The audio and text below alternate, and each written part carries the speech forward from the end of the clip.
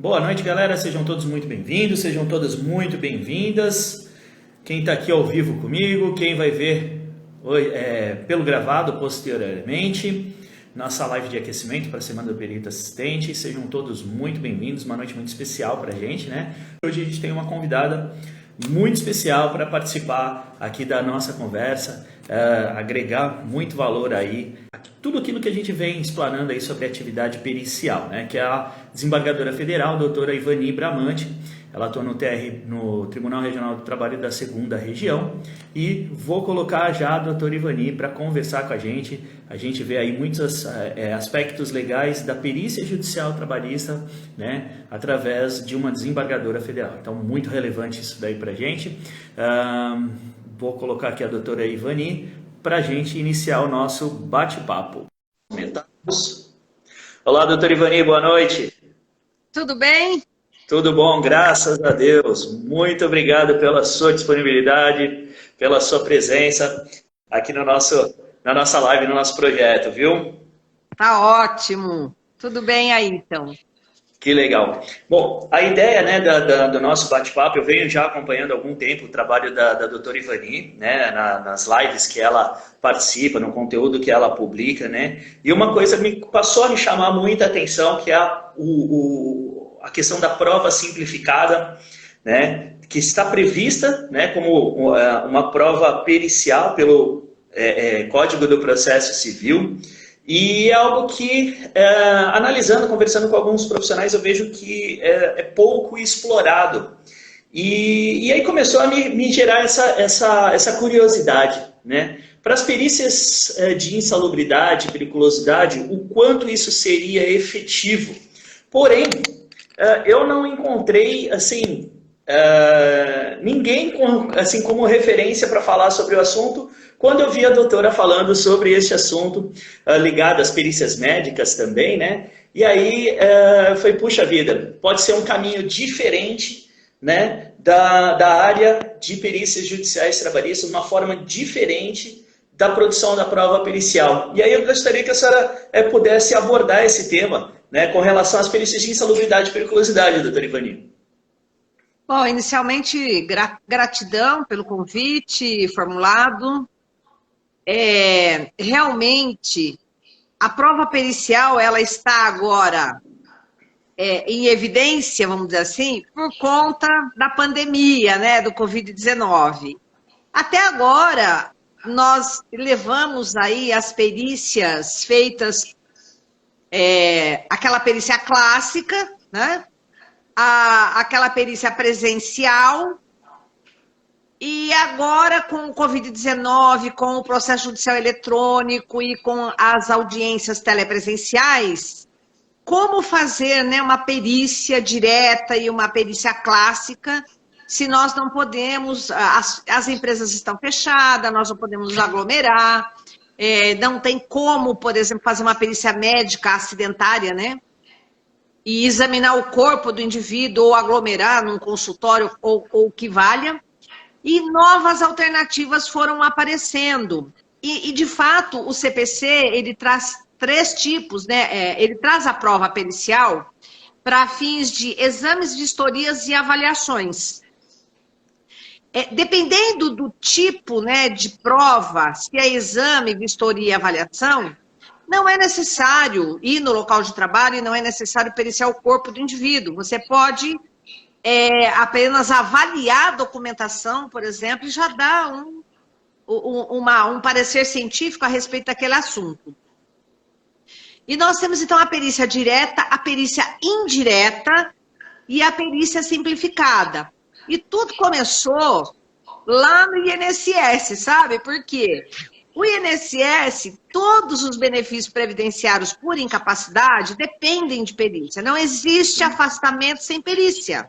Sim. A perícia é condição sine qua non do afastamento previdenciário.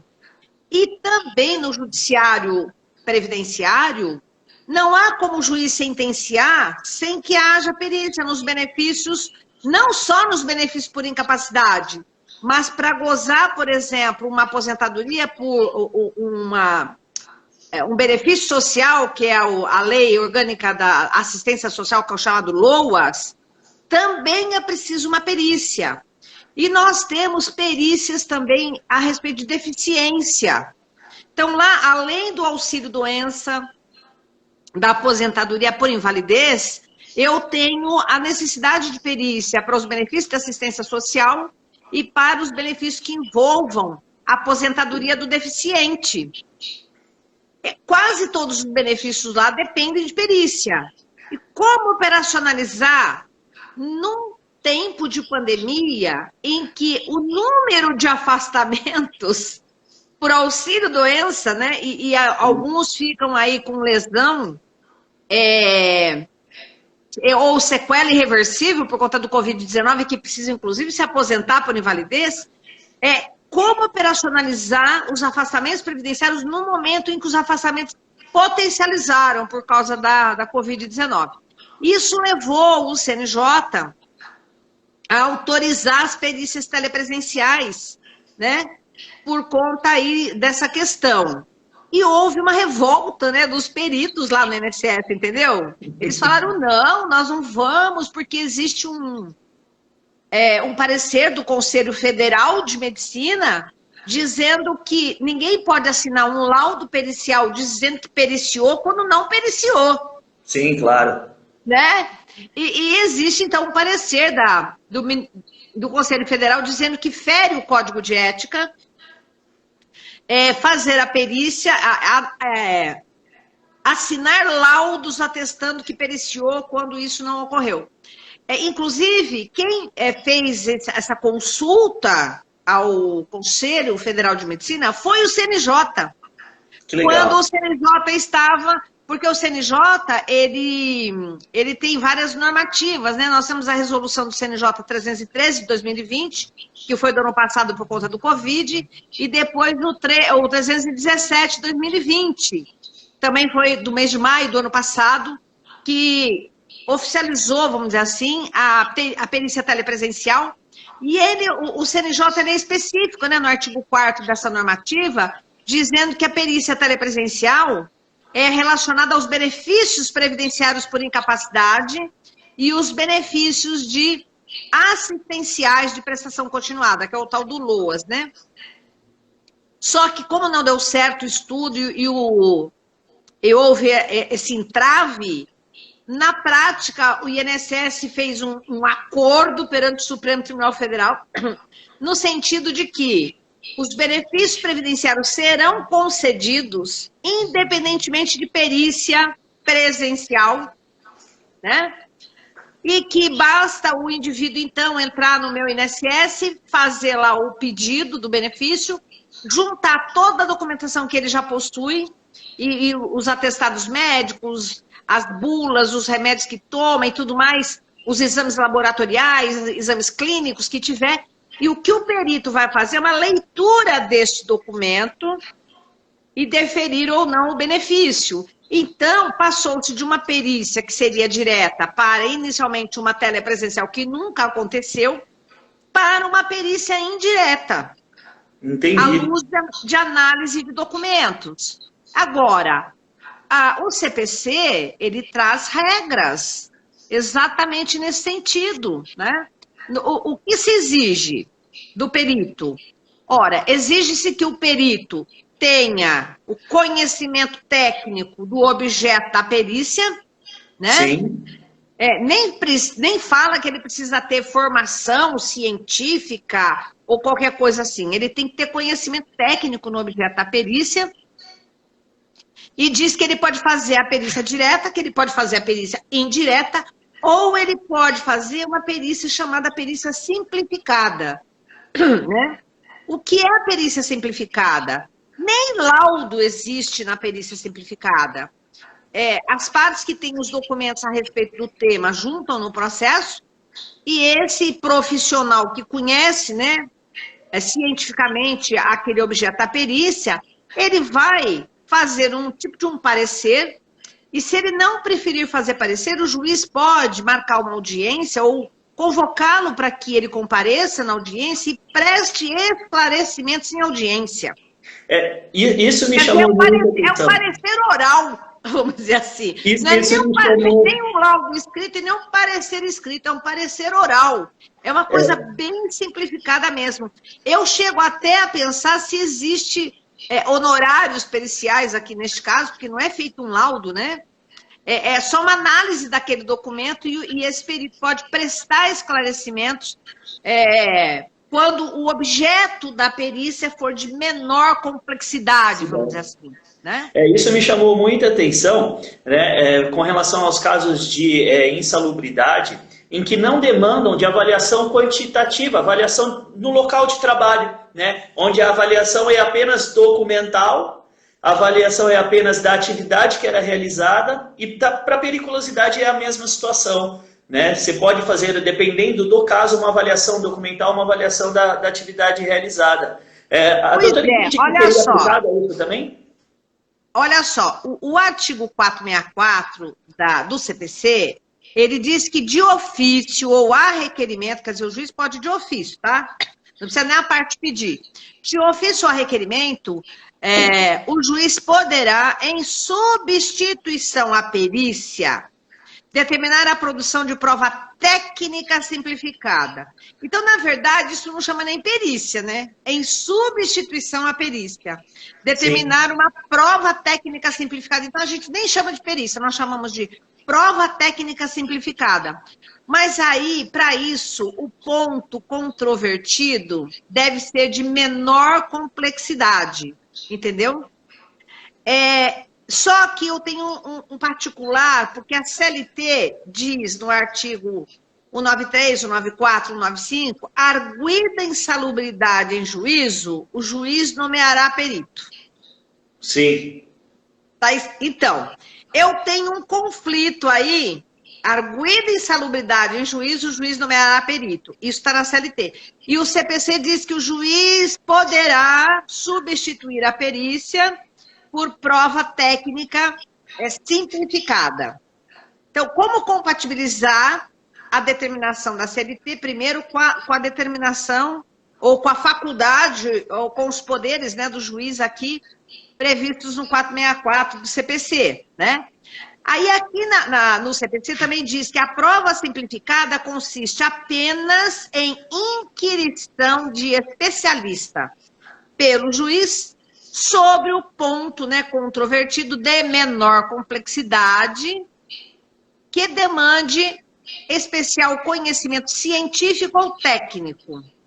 Então, poderemos classificar a insalubridade e a periculosidade como ponto controverso de menor complexidade? Primeiro eu tenho que deslindar essa questão. Sim. Aí você vem e diz assim, olha, eu tenho agentes químicos, físicos e biológicos, mas eu também tenho uma associação de agentes, não é isso? Sim.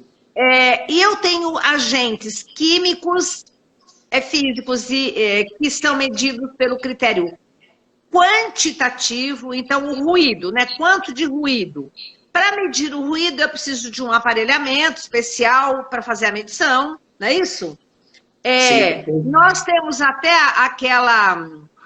quando você mede um ruído, você vai várias vezes no ambiente, você mede um ruído, você tem que tirar uma média, a gente sempre joga 2 para cima, porque sempre dá uma diferença de dispersão, não é verdade? Sim, existem os critérios técnicos que devem ser seguidos, né? Pois é, então, olha só, né? Como é que nós vamos fazer uma perícia simplificada nessa questão? Eu posso também, claro, se eu tiver o frio, eu tiver uma geladeira e ela mede e eu enxergo aqui quanto que está de temperatura, eu posso chegar aqui, olhar lá e falar assim, olha, essa geladeira está sempre na temperatura X. Então, o frio, né, é nessa temperatura que o indivíduo estava. Então, qualquer pessoa visual consegue ver isso. Sim, sim. Né? Agora, eu tenho alguns agentes que são biológicos, que o critério é qualitativo. E existem também alguuns agentes químicos que são qualitativos. O anexo 13, né, da NR15. O anexo 3. Então, se você pegar uma poeira de sílica, se você pegar uma radiação, gente, É a qualidade da radiação, não é isso? A radiação solar é uma coisa, a radiação atômica é outra. A radiação... E eu estava vendo uma live que a doutora participou com o doutor Edmário, né? E ele comentou sobre a ação de antecipação de provas. E aí eu fiquei vislumbrando algumas coisas. Vamos dizer que uma pessoa queira entrar com uma reclamação, busca um advogado, e o advogado faça essa ação de antecipação de provas, e ele tenha um assistente técnico que lhe assessore. Com base nessas provas, com o relato do reclamante, se ele já entrar com a ação, com o pedido inicial, já com um parecer técnico sustentando aquele pedido, a senhora entende que esta prova serve como uma prova simplificada? Assim como a reclamada fazer isto também no momento em que vai apresentar a contestação, já ligando uma coisa na outra? Olha, aí para mim nem é prova simplificada, né? Aí já, se existe uma ação autônoma de antecipação de prova, é uma prova robusta, não é prova simplificada. E digo mais, se você tiver uma ação autônoma de prova, que já o objeto da perícia já está provado, o juiz pode, inclusive, conceder a este reclamante uma tutela de evidência. Porque ele não está mais diante de uma verossimilhança, né? Ele está diante de uma prova. Sim, e eu tenho comentado, eu tenho muitos alunos dentro do projeto que atuam em favor de reclamantes, né? E uma das coisas que alguns profissionais, advogados, principalmente os mais novos, ainda não entendem, né? O papel do assistente técnico nesse sentido, de evidenciar tecnicamente alguma coisa que já aconteceu no ambiente de trabalho. E eu vislumbrei essa questão da ação antecipada de prova junto com o trabalho do assistente técnico, uma forma de propor um pedido inicial completamente diferente do que é feito no jeito comum, vamos assim dizer, né? Porque você já apresenta a evidência. Pois eu fui verificar, inclusive, eu fiz uma espécie de um resumo, eu participei de um evento, porque eu sou da Comissão de Trabalho Seguro do Tribunal, sabe? E eu participei de um evento pela Escola Judicial, evidentemente, e eu fiz um resuminho para ir colocando no site, porque nós tivemos lá o Abril Verde, que foi o mês do trabalho seguro, e agora a gente está tendo o Maio Laranja, que é o combate ao trabalho infantil. E eu fiz um resumo da NR1, porque você sabe, a NR1 foi reformatada. Mudou tudo. E agora nós temos uma diretriz de que o médico do trabalho tem que trabalhar em sintonia com o engenheiro do trabalho, que tem que trabalhar em sintonia com o técnico do trabalho. Então, eles têm que ter uma atuação conjunta, né, interligada, porque o SESMIT agora não adianta cada um atirar para um lado, né? Então, um aponta onde está a insalubridade e o outro não faz nada para inibir a presença daquele agente agressivo, e o técnico não faz nada para executar os meios preventivos, vamos dizer assim, né? Sim, tem que ter sinergia. E existe uma hierarquia dinâmica, funcional entre o papel do médico, o papel do engenheiro e o papel do técnico. O técnico é aquele que executa. O técnico é aquele que executa. O técnico é aquele que vê que, às vezes, o que o médico está falando está errado. Ou o que o engenheiro está falando não está dando certo. Sim. Porque sim. é ele que, na prática, vai executar. Tá entendendo? É o profissional da ponta, né? É o profissional da ponta, né? Então, uma coisa é você ter a teoria. Então, o médico olha e tem aquela teoria. E outra coisa é a prática. A teoria na prática é outra, a gente sabe disso. Sim, sim. Então, eu chego a dizer para você que tem coisas que o técnico sabe mais que o engenheiro. Com certeza, com certeza. Eu tenho profissionais... Porque é ele que coloca na prática e ele sabe, o engenheiro olha, mede uma velocidade e vira as costas e o técnico fala assim, Olha, ele mediu a velocidade, mas isso daqui, essa velocidade está variando. Não, essa velocidade não está certa, ela está variando. E de vez em quando dá defeito. Então, eu acho assim, eu acho isso, né? Porque é o técnico quem executa. Eu fiz, inclusive, uma pesquisa de jurisprudência, né? E eu verifiquei, eu achei vários processos aqui do TST, tá? Que está dando validade, como você disse, ao trabalho e à perícia feita pelo técnico e não feita pelo engenheiro, entendeu?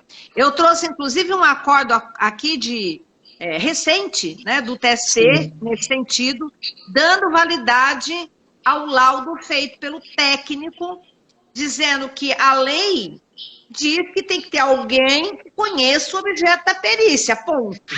Não diz que tem que ser médico, que tem que ser engenheiro, que tem que ser técnico, não é isso? Então, todos os profissionais são importantes na área da medicina, higiene e segurança do trabalho. Sim, agora, quando a gente fala medicina, higiene, segurança do trabalho. Quando eu falo medicina, eu estou falando do médico. Claro.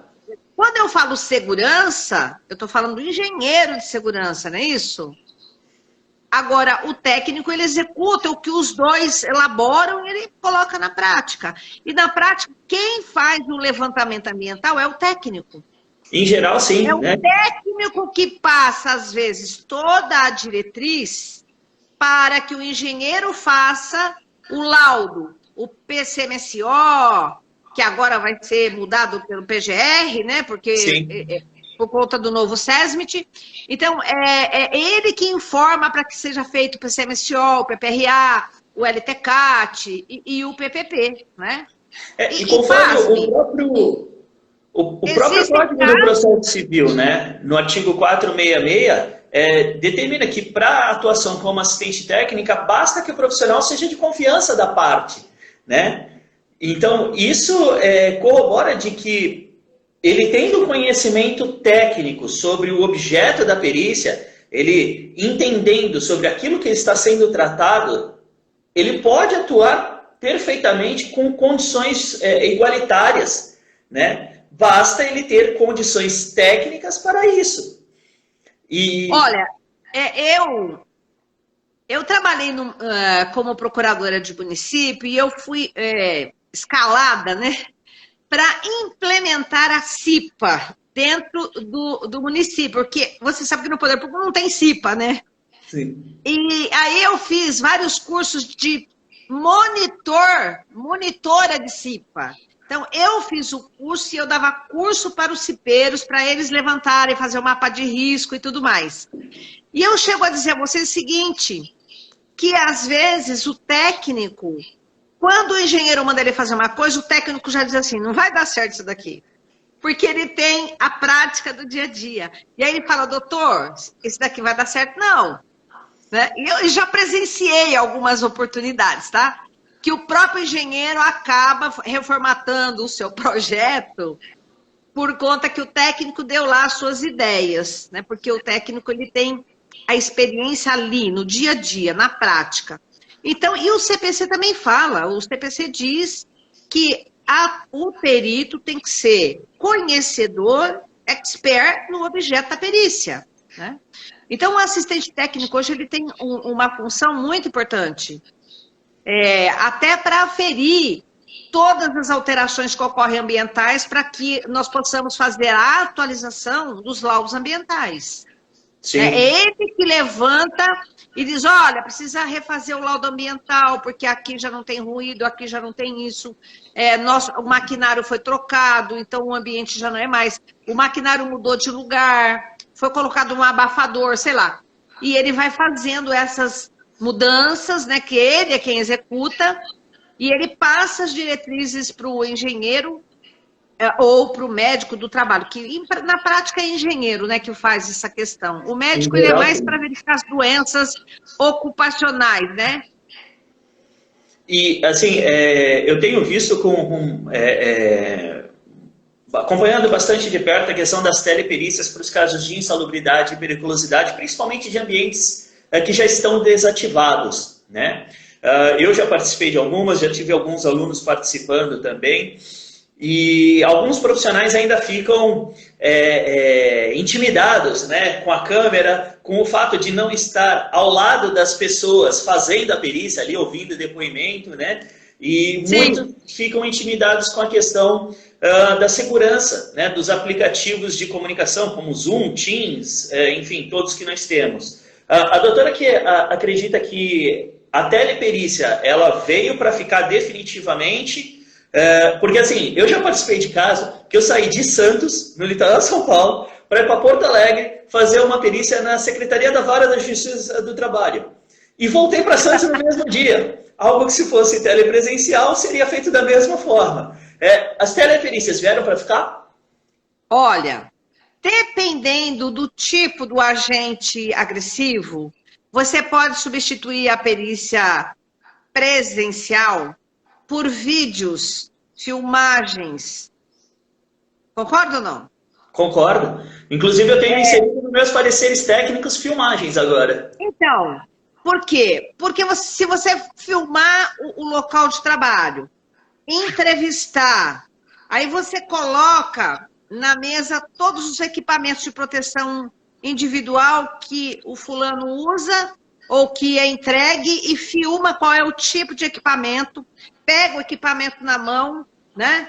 Mostra aqui para a gente ver que tipo de máscara que tipo de protetor auricular, o juiz já verifica o tipo, aí você junta no processo as notas fiscais de compra, o certificado desses materiais e tudo, já se sabe o que se tem no ambiente de trabalho. Só que tem alguns que eles dependem de medição, como eu te disse, né? O ruído depende da medição. Aí não tem como. Depende da medição.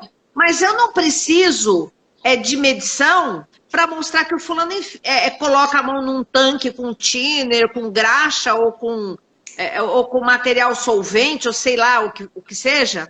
Ou ele está lavando uma peça mecânica com material solvente sem luva, não é isso? Sim. Posso fazer uma filmagem disso?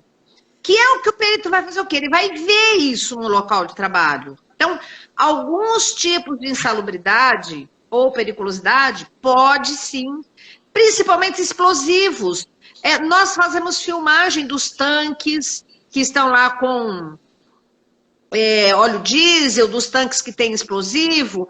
Se for material explosivo ou eletricidade, dá para filmar. Não precisa ir alguém lá. Exatamente. Você concorda? Se for periculosidade, basta filmar o local de trabalho. Eu tenho aqui essa cabine de força, o indivíduo entra aqui, toda hora a cabine é essa, olha aqui, a voltagem é tanta, acabou. Não precisa. Então, dá para compatibilizar muito bem, sim, essa perícia que nós chamamos hoje de perícia, pode ser direta filmada, mas eu posso pegar papelada toda e pegar, o produto químico, me dá a ficha do produto químico, a FISC. Deixa eu ver o que diz esse produto químico, porque todo produto químico que a empresa compra tem que vir a ficha, né? Sim. O manual de uso e tudo mais. Você pega aquilo e filma o restante, junta no processo, um perito, um assistente técnico, ou que seja um técnico do trabalho, lê aquela documentação e ele já dá o parecer científico. E hoje nós temos pareceres abalizados, cada tipo de produto químico, o que causa no corpo humano? O bromo, o cloro, o lítio, o mercúrio, cada um desses já existem milhares de estudos científicos constatando que caindo na circulação sanguínea, qual o íter desse produto e o que ele causa, o que ele altera na pessoa, na verdade? Hoje em dia a literatura é muito fácil, né? Tá tudo muito disponível, né? E olha, vai chegar uma hora que, sabe o homem que vai na lua e ele passa aquele detector assim que vai apitando qual é o produto químico que tem no local? Vai chegar uma hora que nós vamos ter um aparelhinho desse, entendeu? Que vai detectar tudo. É a modernização da prova pericial, eu acho isso muito importante.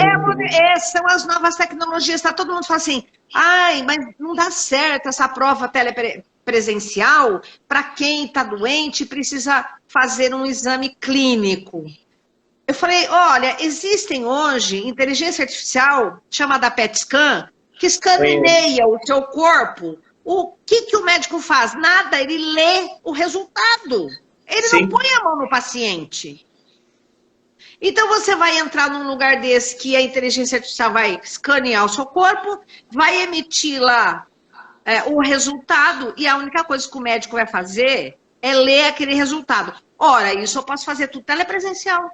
Eu não Sim. preciso estar presencial para fazer isso. Com certeza, com certeza. Eu estava até, com base até na mesma live, né, com o doutor Edmário, sobre a doutora... Eu fiz uma live com o Ortiz. Essa eu não consegui acompanhar. Então, o Ortiz, ele é especialista na área previdenciária, ele é perito, ele é médico perito. Eu vou buscar essa daí também para ver. Eu fiz uma live com o Ortiz, nós dois juntos, né? E ele sempre faz live na área previdenciária. Tem o Ortiz pai e o Ortiz filho, tá? Eu vou... E aí nós estávamos discutindo justamente essa modernidade hoje. Tem alguns casos que não dá para fazer a perícia telepresencial, mas a maior parte é possível fazer, e algumas comportam a perícia indireta e outras comportam a perícia simplificada, tá? Simplificada. E, assim, uma questão que eu vi a doutora comentando, que é sobre a produção, né, de uma contestação, de uma manifestação, onde normalmente os advogados recorrem aos assistentes técnicos para contestar um laudo pericial quando ele é desfavorável ou coisa do tipo. E o profissional escreve isso, né? E às vezes, eu, por exemplo, eu tenho muito mais facilidade em me expressar falando do que escrevendo. Apresentar uma contestação através de um vídeo, com todo o embasamento legal. Qual a opinião da doutora sobre isso? Olha, eu já estou recebendo no recurso memoriais falados em vídeo juntado por QR Code. Então, em vez do advogado despachar comigo um memorial e explicar, ai, doutora, meu caso é XYZ, ele está gravando um vídeo para mim e ele manda o memorial escrito, para não perder de memória que ele juntou no processo, e ele junta por QR Code como se fosse uma sustentação oral. Claro, evidentemente, né, que o perito pode prestar esse esclarecimento do jeito que nós estamos fazendo aqui. Então, quando diz que o perito, que a perícia simplificada consiste na inquirição de um especialista, Deus, essa inquirição pode ser telepresencial. Sensacional isso. Você concorda? Sim, mesmo porque, às vezes, o profissional que vai fazer a contestação acaba não conseguindo expressar aquilo que ele quer contestar efetivamente. E o perito, por não entender o que está sendo contestado efetivamente, não consegue prestar o esclarecimento que precisaria ser prestado. Então, às vezes, se torna algo ainda mais confuso. E o telepresencial, acho que facilita isso de sobremaneira, né? Olha que coisa interessante. Falando de ambiente de trabalho. Uma cozinheira de uma creche alegava que tinha lesão por esforço repetitivo, porque ela cozinhava numa panela muito grande, né, de alimentação, porque eram muitas as crianças, ela tinha que pegar aquela panela e colocar cheia, né, de alimento, e que a panela era pesada e ela tinha ruptura aqui nos ombros e do cotovelo e tudo mais. Aí, o que a juíza fez? E foi pedir perícia no ambiente de trabalho. Eu vou falar para você até quem é a juíza Dulce, de Santo André. Ela disse, vamos fazer o seguinte, vamos lá que eu quero ver essa cozinha, essas panelas. E ela suspendeu a audiência, chamou o oficial de justiça para ir junto para fazer a circunstância da vistoria, porque sim, o oficial de justiça circunstanciou aquela inspeção judicial. Ela chegou lá, colocou lá o gorro, o jaleco, a luva, pegou a panela para ver o peso da panela, tá entendendo? E a panela quente, porque você ainda tinha que segurar com todo cuidado para não entornar, né? O caldo. Literalmente. Aí ela perquiriu ali com as pessoas quanto pesava aquela panela cheia e tudo mais. E o oficial de justiça filmou, todo mundo junto. E ela pegou e falou para o oficial de justiça, olha, faz aí a vistoria, certifica aí a vistoria. E ela fez isso e julgou o processo. Tá entendendo? Então, por exemplo, uma perícia para apurar lesão por esforço repetitivo. Para que eu preciso ir lá no ambiente de trabalho se eu posso filmar a pessoa se movimentando toda hora, em movimentos, né, de supinação ou de agachamento, sei lá. Sim. Entendeu? Tudo Sim. vai depender do objeto da perícia. Tudo vai depender do objeto da perícia. E de todos os documentos que a pessoa tenha. Outra coisa, a empresa ela é obrigada, por força de lei, a manter os laudos ambientais e ainda ter o PPP. Se nós temos acesso a isso, e diga-se de passagem, nós temos que presumir que esses laudos são verdadeiros, claro, você já tem um mapeamento. Nós temos vários indícios de que há ou não insalubridade no local de trabalho, né? Eu vou ver o KNAI da empresa, se é grau de risco 1, 2 e 3. Eu vou olhar no E-Social, que tem um ícone lá que a gente verifica. Eu vou olhar no CNIS do trabalhador, que tem também lá um lugar que dá para verificar se a empresa tem grau de risco. Então, existem várias notas características, né? Daquele. Agora, se tiver que medir a qualidade do agente ou a quantidade, dependendo do caso, né? Aí fica complicado. Sim, sim. Mas o E-Social também vai ajudar muito nessa questão. Quando ele efetivamente, né, estiver rodando com todas as suas funcionalidades, eu acho que ele vai simplificar muito a questão da prova pericial, porque você vai ter todas as informações compiladas num lugar só. Vai ter os EPIs que são entregues, os agentes de risco, o grau de risco da empresa, a ASUS, vai estar tudo compilado num lugar só, né, doutora? Tudo! E uma coisa que o técnico ajuda muito, porque o perito, quando faz laudo, ele não se atenta a este particular. E por que ele não se atenta? Porque as pessoas não fazem quesitos a respeito do assunto. É sobre os equipamentos de proteção individual e coletiva. Ninguém faz quesito sobre que o perito esclareça quais os equipamentos de proteção coletiva existem no local de trabalho, e os individuais, qual é a vida útil, qual é a periodicidade de entrega, se Isso existem recibos de entrega. Mas ninguém faz esses quesitos, tá? E na prática, quem nos auxilia nisso é o assistente técnico.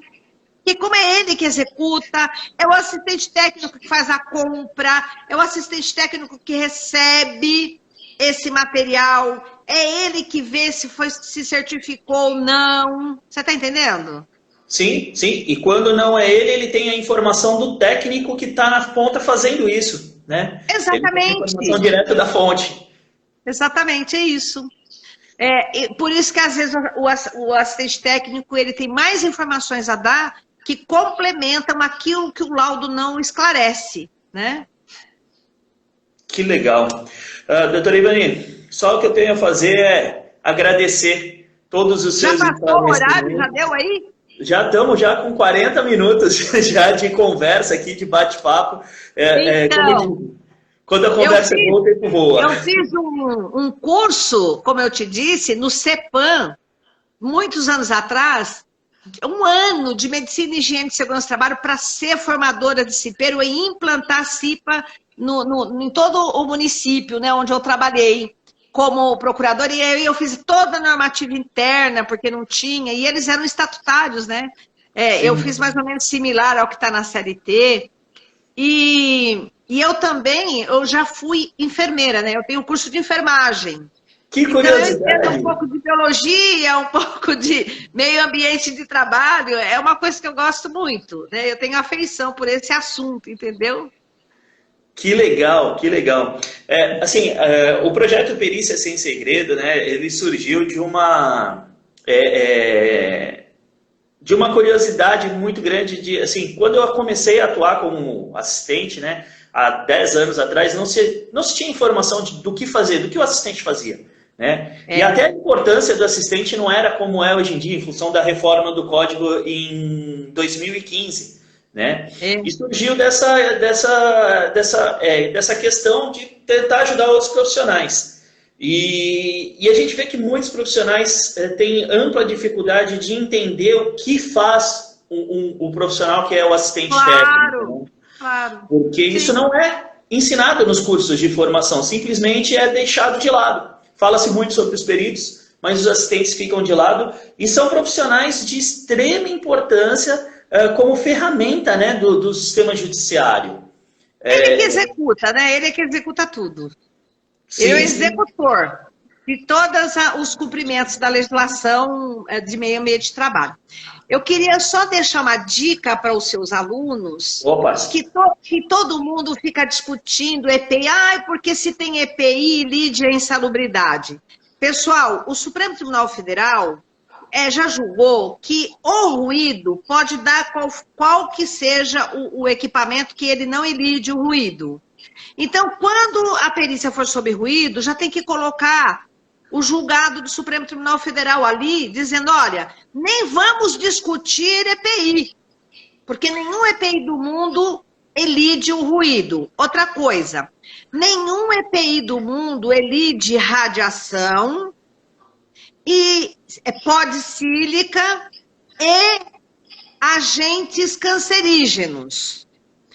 Lá na área previdenciária, esses agentes todos já estão sendo dispensada discussão sobre EPI. Ainda que o PPP escreva havia entrega de EPI, isso é desimportante, porque, sabidamente, com EPI e sem EPI, o agente ele é nocivo. Então, eu tenho uma listinha desses agentes, né?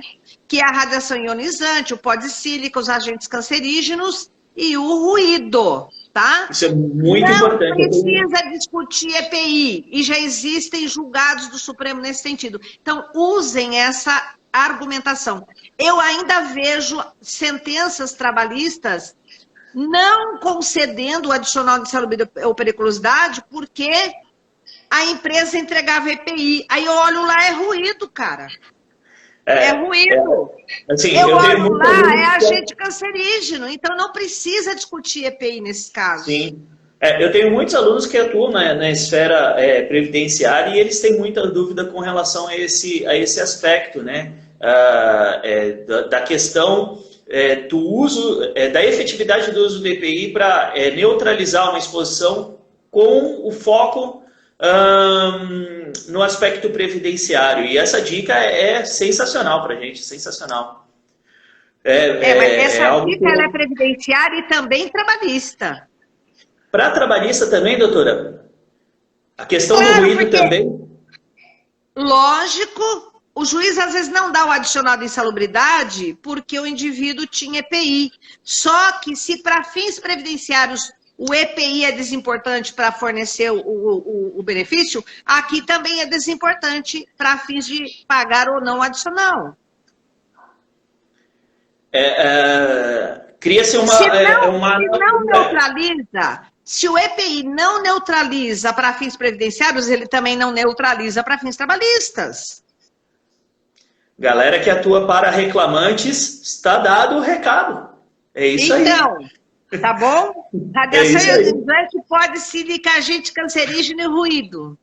Show de bola, doutor Ivani. Olha, que dica sensacional. Que dica sensacional. Amanhã eu vou marcar já um bate-papo com os alunos do Expert em Perícia para conversar sobre esse tema. Muito obrigado. Para cada um deles existe um fundamento e existe norma interna do INSS nesse sentido. Existem súmulas do STJ, do TNU na área previdenciária que nós podemos transportar para cá. Porque onde há a mesma razão idêntica deve ser a solução. Perfeito, perfeito. Eu vou atrás desse material, porque assim, o meu foco com eles é estritamente o trabalhista, né? Mas não tinha essa visão, né, dessa interligação entre o previdenciário e o trabalhista. Claro! Tanto é verdade, que às vezes para obter benefício previdenciário lá, o indivíduo entra com a ação trabalhista aqui para apurar o local de trabalho para depois entrar com benefício. Principalmente quando se trata de aposentadoria por invalidez. Eu tenho várias ações autônomas de prova para provar o ambiente de trabalho para poder levar para a área previdenciária e se aposentar por aposentadoria por invalidez, entendeu? Que legal, que legal. Eu não tinha essa associação. Como o meu foco é só trabalhista, não tinha essa associação. Mas, Wagner, todo o ambiente insalubre ou perigoso que causa doença, ipso fato, tem o direito a um benefício previdenciário. Então, a causa da incapacidade está aqui na área trabalhista. Sim, faz todo sentido, né? Então, existe uma interdisciplinariedade entre a área trabalhista e a previdenciária quando se trata de meio ambiente de trabalho. O mesmo meio ambiente de trabalho que capacita aqui é o mesmo que vai dar causa ao benefício previdenciário lá. Claro, com certeza. Existem muitas inconsistências, né, nesse sentido. Claro, evidente. Até sobre, quando a gente fala de ruído, né, que a NR15 fala uma coisa sobre a forma de avaliação, né, do fator de duplicação da dose do ruído, a mensuração disso, que deve ser 5. A NHO da Fundacentro fala outra coisa, então a gente tem muita controvérsia nesse sentido, né? Então, mas você tem que pegar as decisões do Supremo Tribunal Federal na área previdenciária e trazer para cá. Eles já bateram o martelo no quanto ao ruído lá no Supremo. Nós temos que trazer para cá essa diretriz, entendeu? E aí pacifica essa discussão aqui.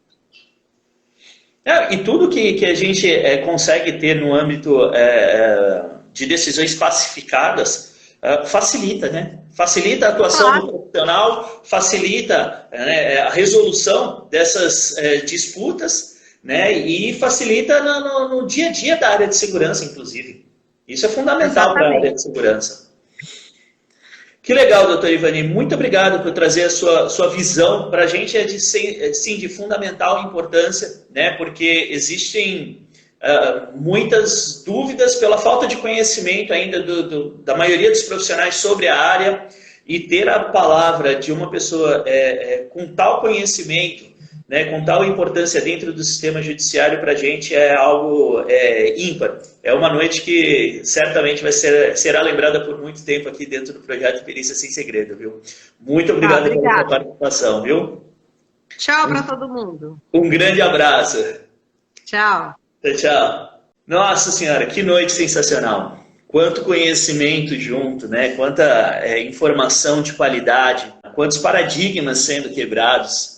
Isso faz com que a gente aqui do Projeto Perícia Sem Segredo tenha certeza de que é um caminho sem volta, né? A atuação, né, do profissional de segurança do trabalho como assistente técnico, a importância desse profissional para o sistema judiciário.